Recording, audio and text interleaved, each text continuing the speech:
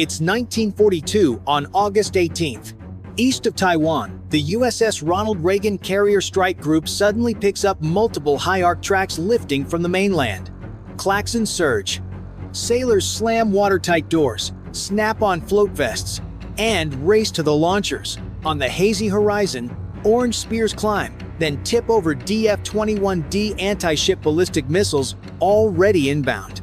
The operations officer calls it ballistic threat. Engage. CIC floods with voices and bearing calls. On deck, crews lash down aircraft and clear the bow. The destroyers bend, fold, and bury swing out to shield the carrier. Radar screens spit warning tones. Time to impact is counted in heartbeats.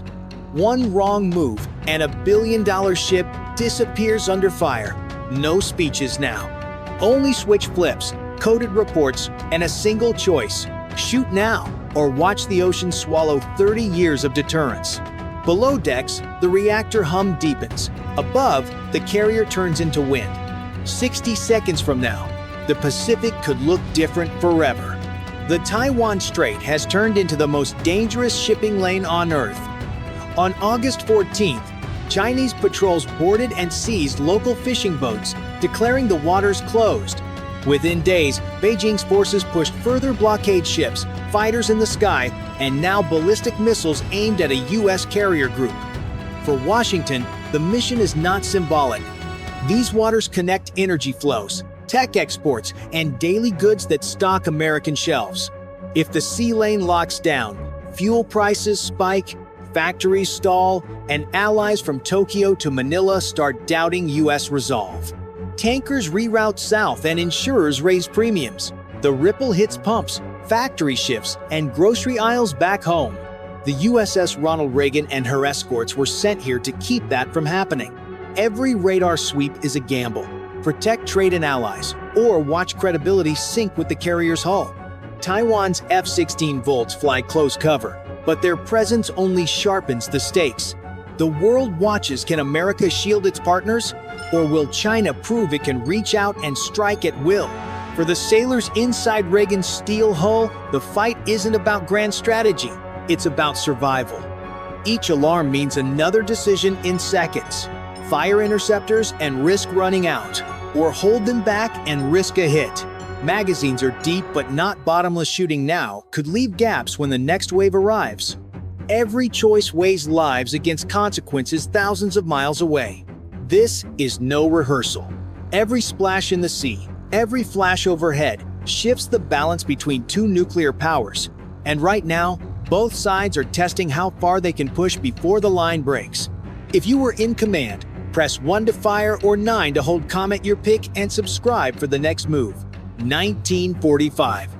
Minutes after the first radar alerts, the tracks multiply. What started as 2 ballistic arcs becomes 6, then 8. CIC calls it out. Multiple inbound. Impact less than 4 minutes. The commander has no time to weigh politics. He orders the first intercepts. USS Benfold lights off an SM-3. The missile thunders into the night, streaking higher than the eye can follow. Its job is to hit at altitude, taking out the ballistic body before it can re-enter. Seconds later, USS Barry follows with another shot. On Reagan, sailors brace. Their fate now rests on radar, math, and guidance chips. The first intercepts bloom overhead, faint flashes against the night sky.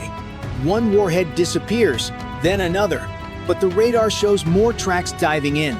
The destroyers fire again, this time SM-6. Faster, shorter reach, meant for the closer shots. Each launch shakes the decks. Each impact buys seconds. Cells glow as the next ripple lifts off. Hot wind washing across the bow. Taiwanese F-16 Volts report bogeys in the air. J-20 stealth fighters from the mainland sweep wide to harass the escorts. A pair of American F-35B from USS America roar forward, radars locking targets. Over radio, terse calls. Fox 3, missile away. A kill for the F-35. But moments later, a Taiwanese F-16 vanishes from scope, struck by a long-range PL-15. The F-35 dive again, trading altitude for speed, while the carrier group tightens its screen. Further back, A Pate Ampere's patrol plane seeds the water with sonobuoy's insurance against submarines edging in. It pipes tracks into the network, so every ship sees the same picture. Deep below, a Virginia-class reports faint screw beats to the west, then silence. The commander logs it and keeps his focus forward. The carrier group holds formation, every ship angled for defense. The sky is crowded with contrails, interceptors, and falling debris. Explosions ripple on the horizon as missiles meet missiles, some vaporized high above, others splashing into the sea. Flight deck crews crouch behind chains as hot fragments patter across the deck like hail. But not all are stopped. A DF-21D slips through, diving hard. Its seeker rides the carrier's wake as it steers in. Reagan shifts course 10 degrees, throwing white spray high. Close-in defenses arm. Alarms wail across the decks. The missile streaks lower the ship's last shield about to fire. The DF-21D drops lower, seconds from impact. Close-in defenses roar alive.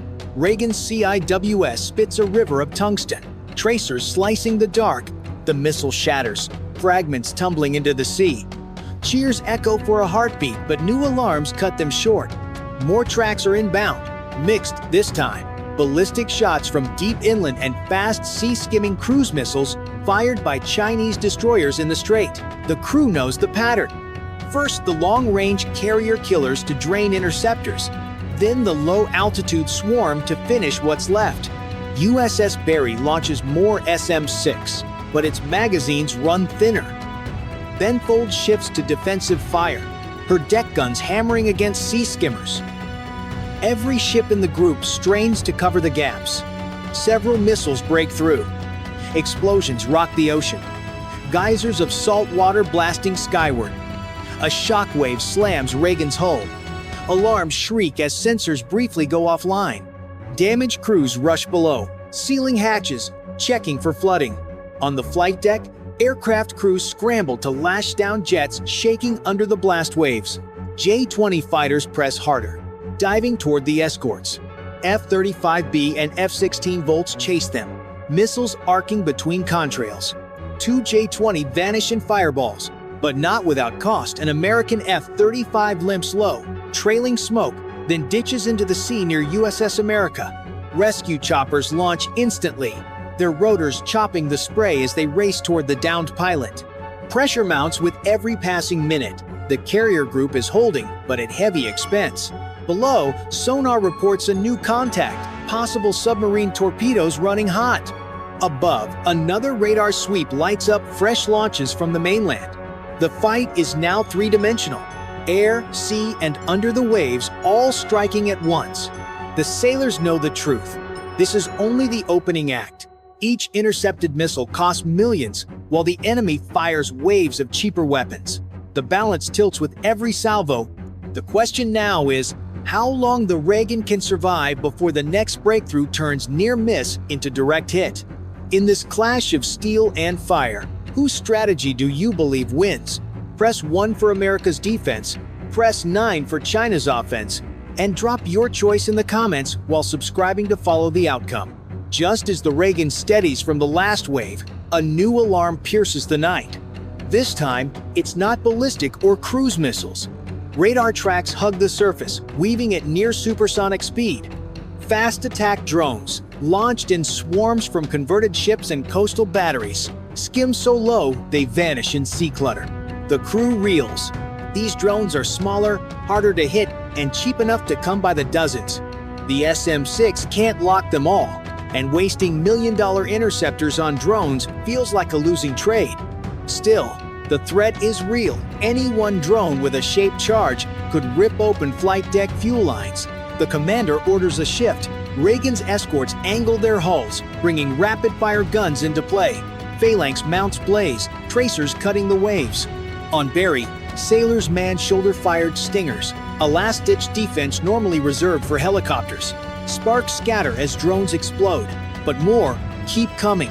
Above F-35B, swoop low, cannons shredding clusters before they reach missile range. The ocean turns into a shooting gallery, fireballs flashing, then vanishing into spray. Yet gaps remain. Every drone destroyed means another slipping closer. Damaged crews brace for impact. The sailors feel the difference. Ballistic missiles were terrifying but trackable.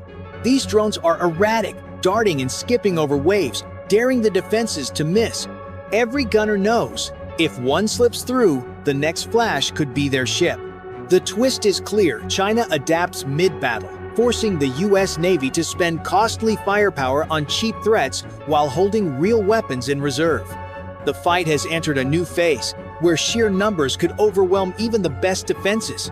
The swarm closes. Tracers streak across the night as Reagan's CIWS roars again, spitting molten fire into the sky.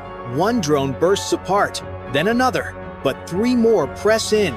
The ship turns hard to port, spray washing the deck as gunners pivot. Barry fires her last SM-6, catching a low skimmer just seconds from impact. Benfold joins with rapid-fire guns, the thunder rolling across the formation. The sea glows with fireballs, but the wave keeps coming. Sailors grip straps, teeth clenched, eyes locked on the horizon. A drone slips close, too close. Reagan's portside phalanx fires at point-blank range. The explosion showers the deck in fragments, sparks dancing across steel, crew ducking behind tie-down chains. The carrier shakes, but the deck holds. Below, damaged teams race to douse small fires before they spread. In the air, the F-35B dived through chaos, cannon fire stitching the night. One shreds a drone seconds before it slams into Benfold's bow. Another takes out two with a burst, then peels off low, skimming the water to evade return fire. The sky is alive with tracers, missiles, and dying drones falling like meteors. Then the worst moment hits. A missile, masked by the drone swarm, streaks low from the mainland. CIC screams, DF-26 inbound. It's faster, heavier, and meant to punch through. The Reagan banks again as SM-3 interceptors streak upward, a desperate last defense. One misses. The next connects in a sunbright flash, the shockwave rattling every bulkhead. The warhead never reaches the ship, but the message is clear. The horizon finally clears. The ocean smolders with debris. Survivors breathe out, ears ringing, hands trembling. The Reagan still floats, but the crew knows this was too close. Every defense was tested, every gun run dry, and the enemy is far from finished. For now, the carrier lives. But the balance is shifting. Each wave drains magazines and crew alike. China's salvos grow bolder, America's shield thinner. The next strike could decide everything. If you were in the CIC, would you press 1 for an all-out defense or 9 for a risky counterstrike? Comment your choice and subscribe to see how this fight escalates. The sea falls eerily quiet. Smoke drifts over the water, streaks of fire fading into the horizon. USS Ronald Reagan still stands, her deck scarred but intact, her crew exhausted yet unbroken. Around her, the escort circle close, some bearing scorch marks, one listing slightly from damage control still underway. The price of survival is written on steel and faces alike. The cost is staggering. A US F-35 lost, a Taiwanese F-16 downed, dozens of missiles and interceptors fired in minutes. Every defense that worked drained magazines. Every drone destroyed ate precious ammunition. China's strategy is clear: bleed the carrier group dry, salvo by salvo, until the shield finally breaks. SIGINT confirms a kill. A Virginia class put a Type 093 on the bottom. Later, a US fast attack sub goes silent. Barry rides low but steady, her hull scarred and hatches warped. Yet the message to allies is also clear. Against overwhelming fire the American fleet held, Taiwan, Japan, and others watching now know that US carriers can still fight through storms of missiles, even as new threats multiply. Credibility holds, but so does fear, because both sides show they are willing to push closer to the nuclear line. In Washington and Beijing, leaders read the same lesson differently. For US planners, the fight proves layered defenses can survive, but only at crushing cost. For China, the test shows cheap salvos can threaten billion-dollar ships, and pressure can escalate without firing a single nuclear round. Each conclusion pulls the world closer to a dangerous tipping point. Below decks, Sailors mop fuel spills and check bulkheads. On deck, crews reload what little they can. Everyone knows more waves are coming. The Reagan may have survived tonight, but tomorrow's strike could be bigger, faster, deadlier. Quiet orders ripple to Yokosuka and Guam. Disperse, rearm, brace for another launch window before dawn. This battle is only one chapter of a widening conflict. For this standoff, press 1 if America's shield holds, or 9 if China's offense breaks through. Comment your pick and subscribe to follow the next strike. The 4th of August, 2025. The skies east of Taiwan, normally filled with commercial jets and patrol flights, suddenly became the stage for a moment that could have changed history. A U.S. Navy F/A-18 Super Hornet was patrolling the skies, its pilot focused on routine surveillance, but in an instant, alarms inside the cockpit began to scream, "Radar lock! Radar lock!" The pilot's heartbeat spiked. A Chinese J-16 fighter jet had just locked its radar onto it. For a few seconds that felt like an eternity, every crew member aboard the USS Ronald Reagan, the massive American aircraft carrier nearby, held their breath. One missile launch, one flash of fire, and the world could have been dragged into a real war. Imagine being that pilot, staring at your radar warning system, knowing that an enemy jet just aimed a weapon at you. A single push of a button from the J-16 could unleash a PL-15 missile, capable of traveling 200 kilometers in less than half a minute, more than enough to shred the Super Hornet before reinforcements could arrive. But the American pilot did not panic. Years of grueling training kicked in. His hands moved with mechanical precision, deploying bright decoy flares that lit up the sky, designed to trick heat-seeking missiles into chasing false targets.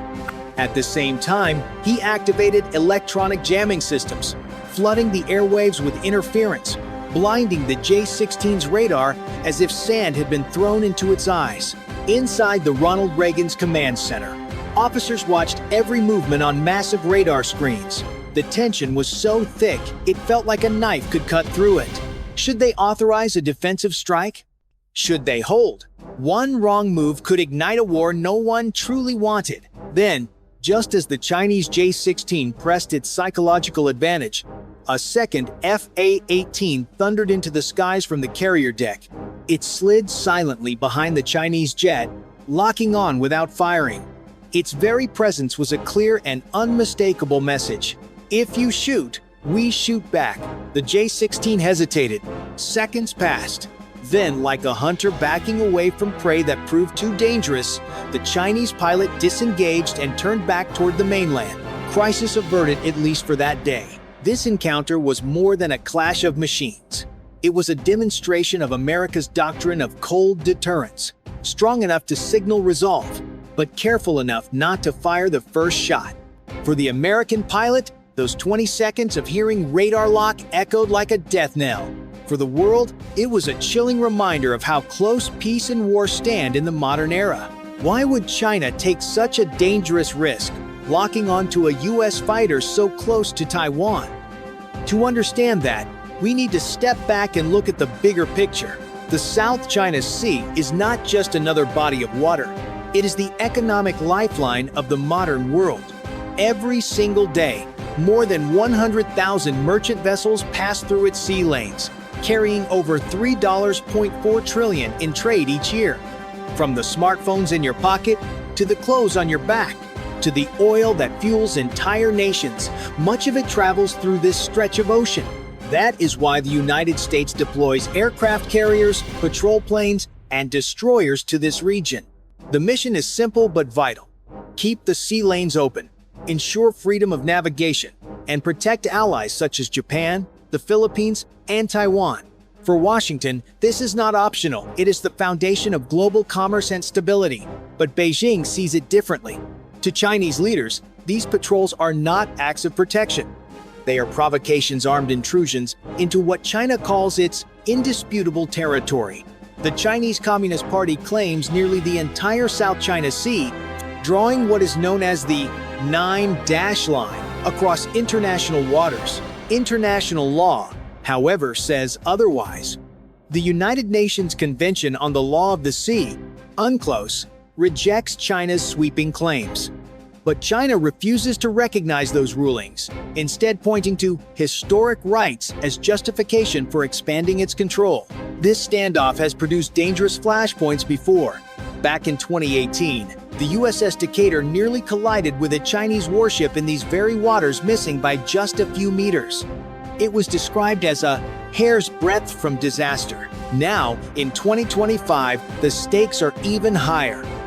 The J-16 that locked onto the Super Hornet was not just flying with empty wings. It carried PL-15 missiles, long-range weapons that can destroy targets well beyond visual range. The simple act of locking radar was not a military necessity. It was a political statement, a way for Beijing to say, "This is our sky, our sea, and we are not afraid to push back." But the question remains, was this a one-time warning? Or was it a test of America's resolve in a region where even the smallest spark could ignite a global firestorm?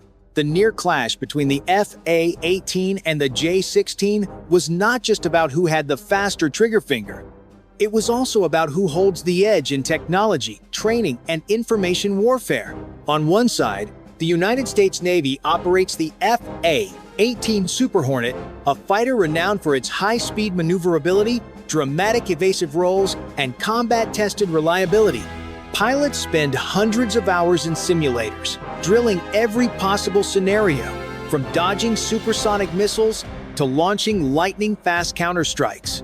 Backed by the might of an aircraft carrier like the USS Ronald Reagan, the FA-18 is rarely alone. Beneath the waves lurk nuclear submarines. Overhead, surveillance aircraft track every move. America's message is clear. If you fire, we will respond. On the other side, the Chinese J-16 is no paper tiger. Armed with advanced radars that can pierce the night like eyes of a hawk, the J-16 guides its deadly PL-15 missiles with pinpoint accuracy. With a range of over 200 kilometers, those weapons are designed to kill before the enemy even sees them. And unlike the US, which relies on open alliances, China supplements its military might with something harder to detect: state-controlled media. Outlets like the Global Times blast headlines framing America as the aggressor, shaping domestic and even international opinion to Beijing's favor. This is why every radar lock, every intercept, is more than a military encounter. It is a psychological duel, a test of willpower and perception. The United States wants to prove it will never back down from freedom of navigation. China wants to show it will not tolerate intrusion into what it claims as its skies.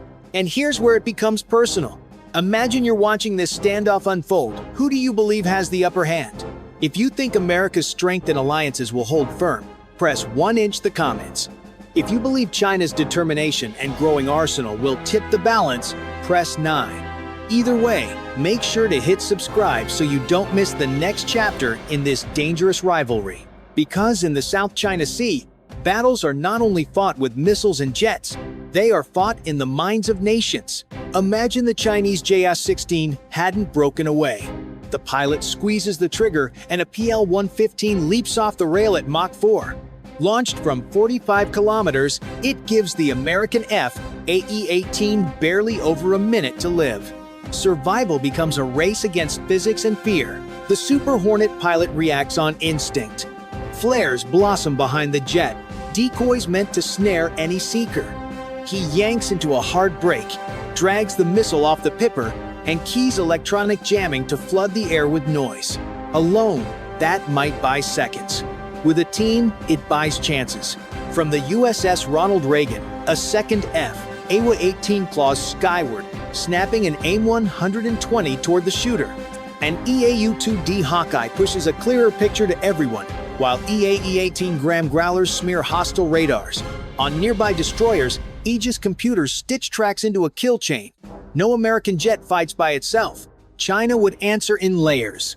JGO 20-second surge forward under long-range radar cover.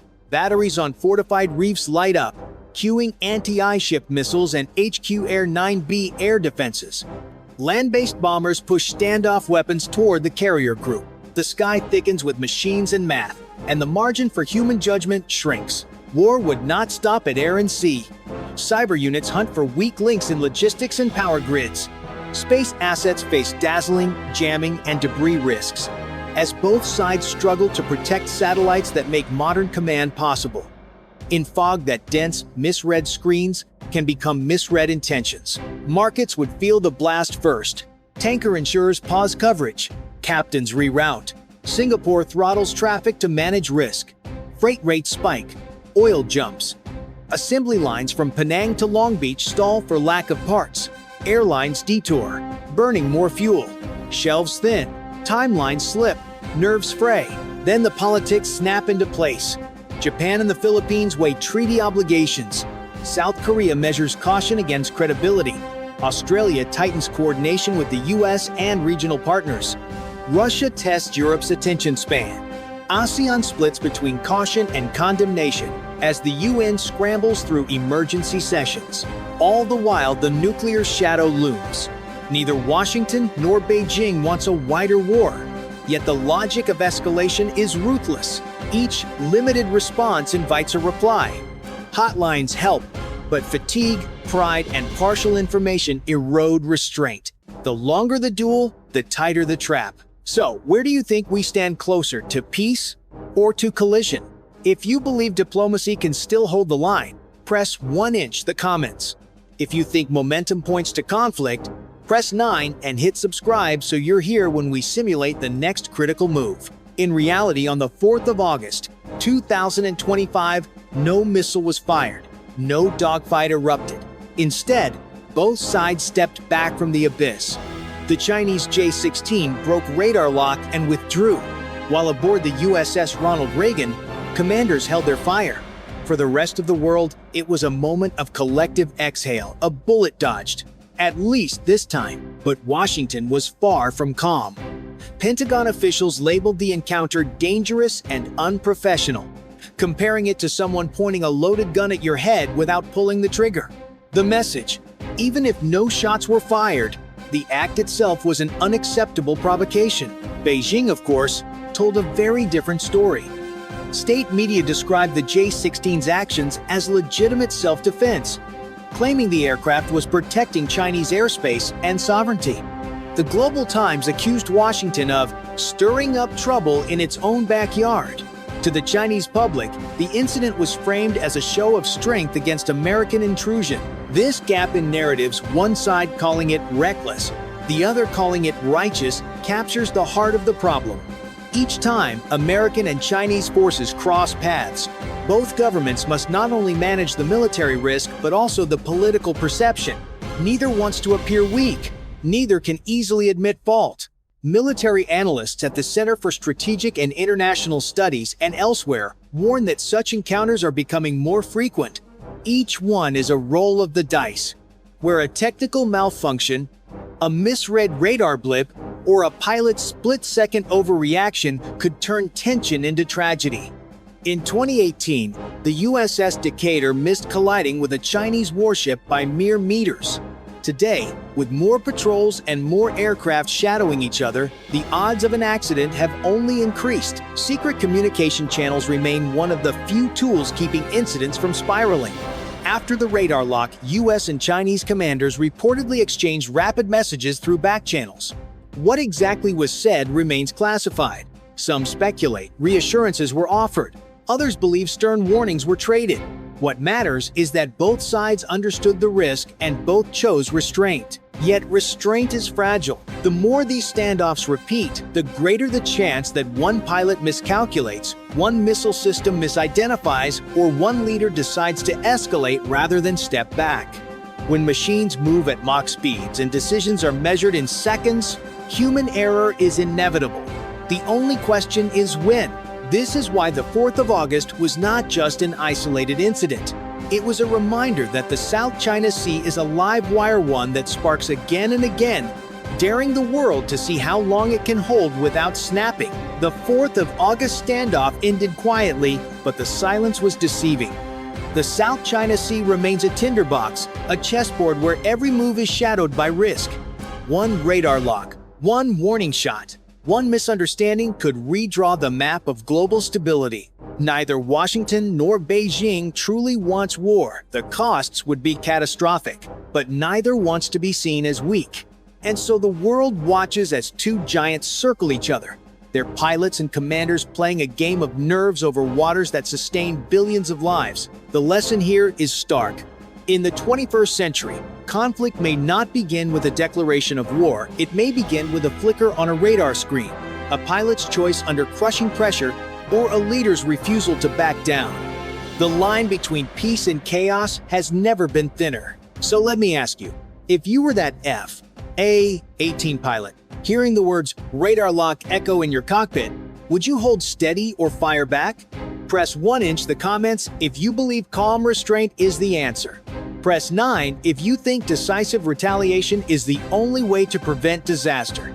And of course, subscribe so you don't miss our next deep dive into the flashpoints shaping tomorrow's battles. Because in the end, the South China Sea does not just test pilots or navies, it tests humanity's ability to choose wisdom over war.